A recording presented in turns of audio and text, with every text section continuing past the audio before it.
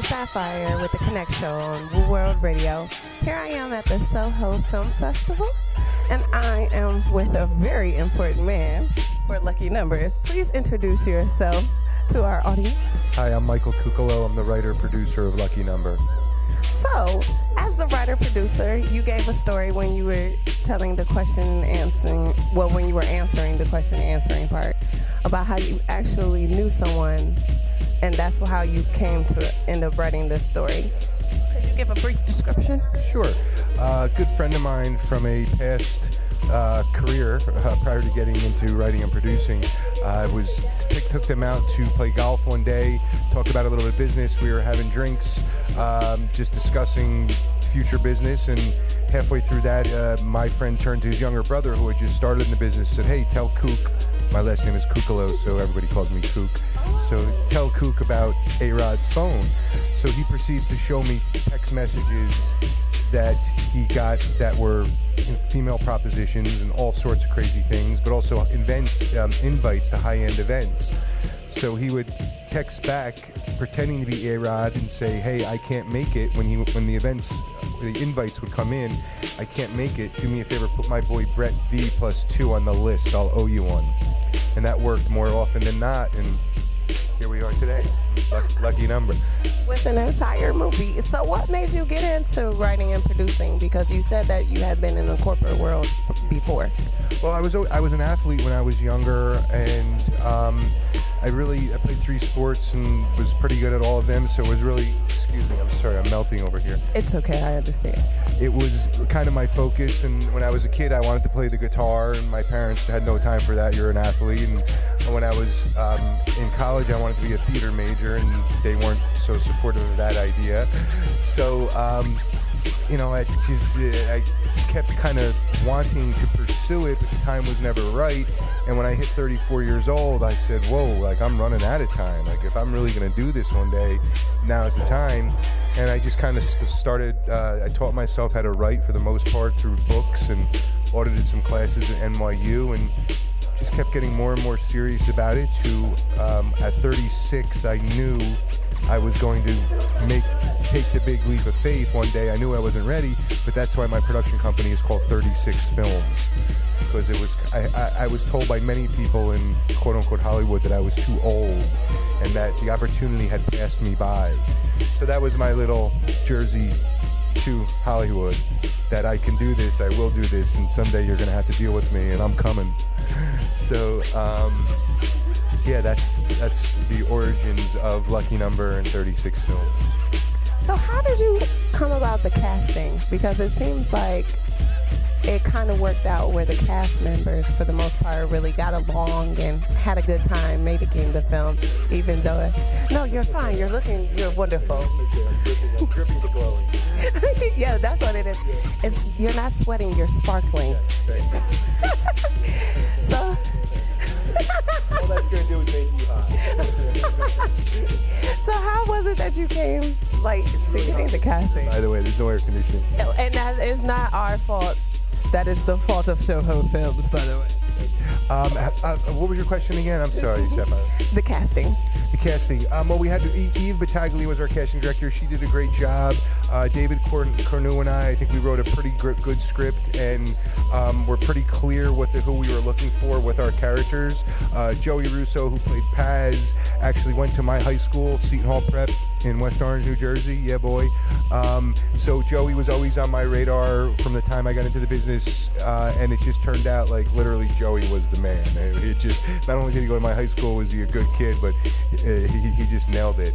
And then, as I said during the Q&A, Tom was literally, he fell into our lap. We had reached out to, Tom wasn't even on our radar, and we had reached out, tried to get a cast through a couple of people, and it didn't happen. And Dion said, "Hey, I know this guy Tom Pelfrey, just did a great movie with him. He's a great guy, he's professional."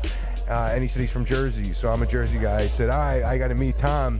And Tom and I met for breakfast, brunch at the Broadway Diner on 57th Street and 57th and 7th. And we hit it off. He read the script the night before. He loved the script. and we had the whole Jersey thing in common. And I said, hey, you're my guy, let's do it. And he showed up the next day. He cut his hair because he had long hair at the time, which was really appreciated. And he the day after, because that was President's Day, so he came in to get a haircut. We couldn't even really do any rehearsing or anything, and we started the next day, and he killed it. He killed it. Whose idea was it to put Method Man as the basketball player? That was Method Man had worked with our casting director in the past, Eve, and she said, you know, how about Method Man? Immediately we were like, wow, that's great, because not only is Method Man, which is really awesome, but Method Man's 6'4", so it's really sellable. To whereas if you have, you know, some other actors who are trying to play professional basketball player, it's a tough sell. You got to put them on soapboxes and, you know, angle up. But you know, and Tom is, you know, pushing 6'2" himself, so it really worked out well that Meth was so tall and Tom was tall, and Meth was great, man. He was a blast. He was not only a pro and, you know, showed up every day ready to rock, but he was just very fun to have around. And we shot him out, and I think it was 7 days out of the 19 or 21, whatever it was that we shot. We shot him out in 7 days because we knew we had a lot of other stuff to do. But the days that he worked were long and hard, and he killed it for us. He really did. Thanks, Meth. You're the man. So what do you have coming up, or what are you working on now? Most importantly, what's got me most psyched is I just optioned the book, and you might see him floating around at the after party. I'd love to get him on to chat with you guys. His name is Gary Hayward, and he's the most corrupt prison guard in the history of New York, the New York penal system. Gary was the godfather of Rikers Island. He had that shit locked down, selling weed, selling coke, prepaid cell phones, and then he organized and pimped out the female prison guards. The name of the book is Corruption Officer. It's been all over the news. It was on the front cover of the Daily News a couple weeks back. Gary's a great guy. He's the African-American Walter White, a really good guy who got into some bad stuff because he was trying to provide for his family, and he got himself into a little more trouble. But you got to get the book. It's called Corruption Officer. He was the godfather of Rikers for 8 years. He got clipped, spent 2 years in prison where he had his come to Jesus moment. He wrote his book. Now he's a janitor in the New York public housing projects, and we just optioned the book, and we're gonna blow this shit up. Corruption Officer. It's gonna be the real deal.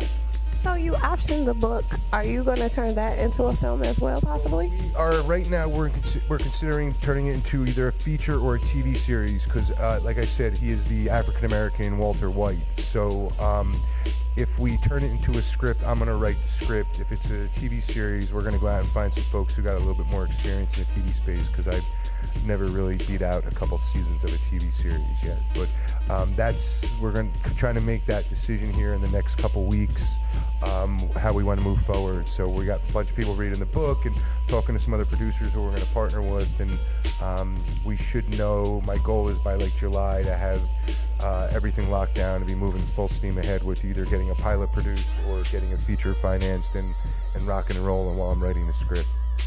I think that's kind of cool how most of your projects are based on actual stories.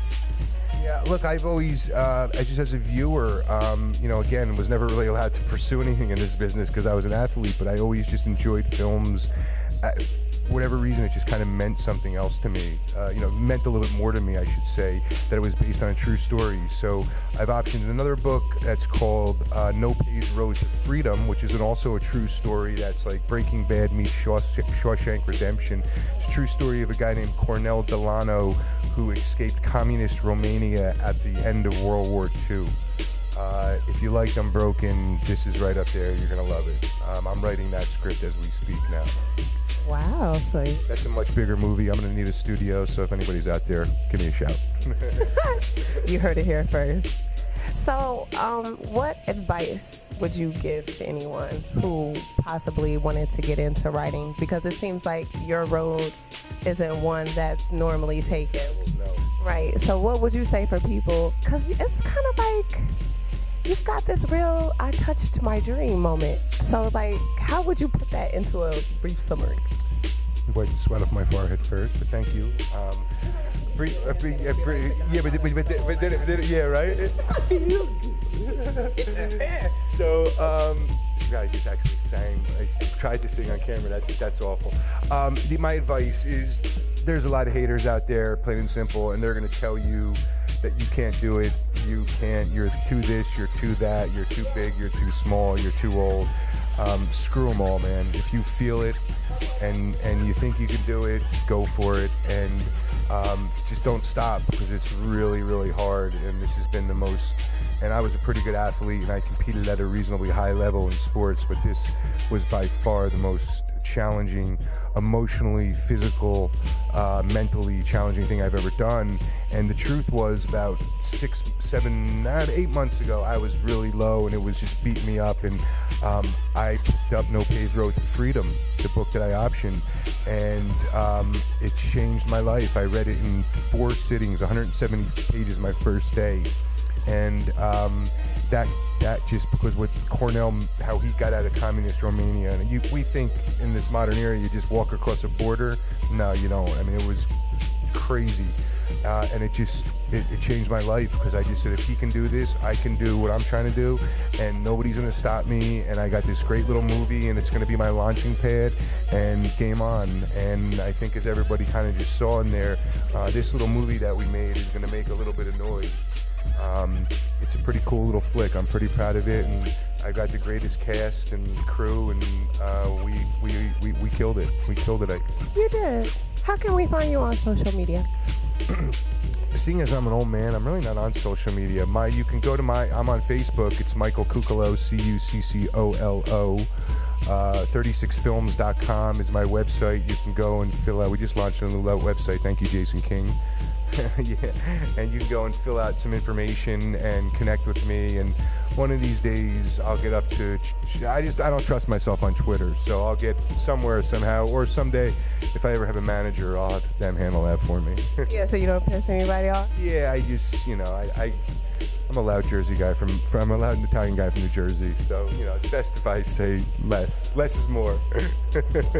Gotta love it. Well, thank you for visiting with us. Sorry, I'm sweating all over you back here. I'm fine. I'm Sapphire from The Connection on Woo World Radio. Go see Lucky Numbers.